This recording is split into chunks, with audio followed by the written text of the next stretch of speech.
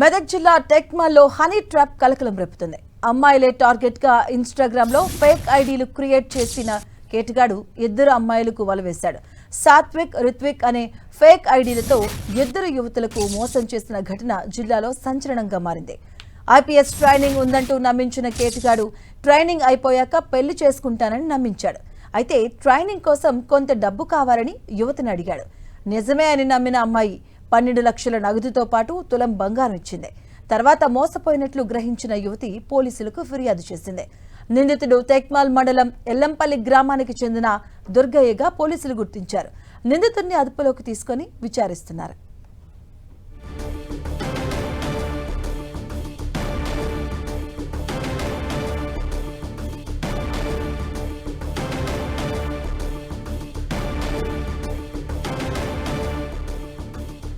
మెదక్ జిల్లా టెక్మాలో honey trap ఇప్పుడు కలకలం రేపుతుంది. దీనికి సంబంధించిన పూర్తి అప్డేట్స్ మా కరెస్పాండెంట్ పివిరావు అందిస్తారు. పివిరావు. మాధవి, సైబర్ క్రైమ్ మోసగాల వలలో యువతులు మరలా పడతానే ఉన్నారు.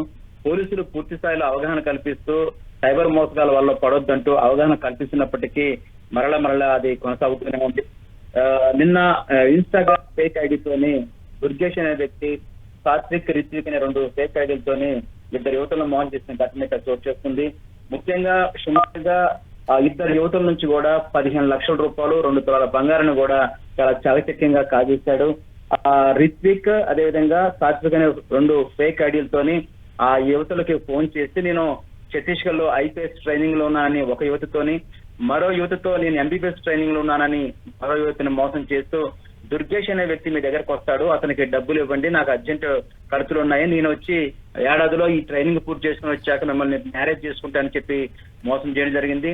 ఈ యువతులను నమ్మేసి ఆ దుర్గేష్ అనే వ్యక్తికి కొంత ఫోన్ పే చేశారు. అదేవిధంగా మరికొంత నగదు కూడా ఇచ్చి చేతి దులుపుకునే పరిస్థితి ఉంది. చివరికి వాళ్ళు మోసపోయాయని తెలుసుకున్న తర్వాత టేక్మాల్ పోలీస్ స్టేషన్ లో కేసు నమోదు చేశారు. మేము మోసపోయాము, మా డబ్బులు మాకు తిరిగి ఇప్పించండి అని కూడా ఆ స్టేషన్ లో కేసు నమోదు చేయడం మాధవి. మొత్తం మీద చూసుకున్నప్పుడు గత వారం శనివారం కూడా 55 లక్షల రూపాయలు సైబర్ మోసగాళ్లు చాకచక్యంగా ఒక రిటైర్డ్ ప్రైవేట్ ఉద్యోగి నుంచి కూడా కాజేశారు. ఇటీవల కాలంలో గత నెలల కాలంలోనే కోట్లాది రూపాయలని సైబర్ మోసగాళ్లు చాలా చాకచక్యంగా ఈ పారిశ్రామిక కోడలో కావచ్చు, అదే గ్రామీణ ప్రాంతాల్లో యువతులను టార్గెట్ గా చేసుకొని ఫేక్ ఐడీలు క్రియేట్ చేసి సైబర్ మోసాలకు అయితే ఒడిగడుతున్నారు మాధవి. ఇది మాత్రం మొత్తం మీద చూసుకుంటే ఇద్దరు యువకులు మాత్రం 15 లక్షల రూపాయలు మోసపోయిన ఘటన మాత్రం ఇక్కడ సంచలనం కలిగించింది. ఎందుకంటే వారిద్దరు కూడా విద్యార్థులే, మరి ఆ డబ్బులను ఎక్కడ తీసుకొచ్చారు, ఎలా దుర్గేష్ కి ఇచ్చారు. దుర్గేష్ అనే వ్యక్తి ఇప్పుడు ప్రస్తుతం ఆ పోలీసుల అదుపులో అయితే ఉన్నాడు. అవన్నీ విచారణ మొత్తం పూర్తయితే మాత్రం వివరాలు వచ్చే అవకాశం అయితే కనిపిస్తుంది మాధవి. ప్యూర్ అంటే ఇలాంటి ఘటనలు మనం తరచుగా చూస్తూనే ఉన్నాం.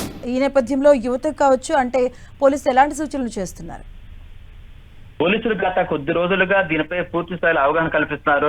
గ్రామాల్లో కూడా సైబర్ మోసగాల వల్ల పడవద్దు, మీకు ఏదన్నా ఆ మెసేజ్లు కానీ ఏదైనా వస్తే 1-2 సార్లు చూసుకోండి అని చెప్పి అవేర్నెస్ కల్పించే ప్రయత్నం చేస్తున్నప్పటికీ యువతులు, అదేవిధంగా యువకులు, అనేక రకాల రిటైర్డ్ ప్రభుత్వ ఉద్యోగులు, అదేవిధంగా అనేక మంది కూడా ఈ వలలో పడిపోతూనే ఉన్నారు.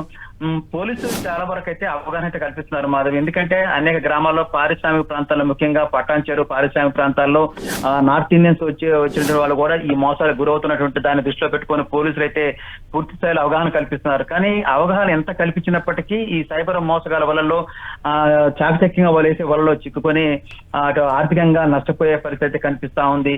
ఈ ఇద్దరు యువకులు కూడా విద్యార్థులే. మరి వీరి ఇద్దరు యువతులు ఎక్కడి నుంచి డబ్బులు తీసుకొచ్చారు, దుర్గేష్ కి ఏ సందర్భాల్లో ఇచ్చారు, దుర్గేష్ ఆ డబ్బులు ఏం చేశాడు, ఎలా ఈ ఫేక్ ఐడీని క్రియేట్ చేసి మోసం చేసిన విషయాన్ని మాత్రం విచారణలో తేలింది మాధవి. Right, thank you.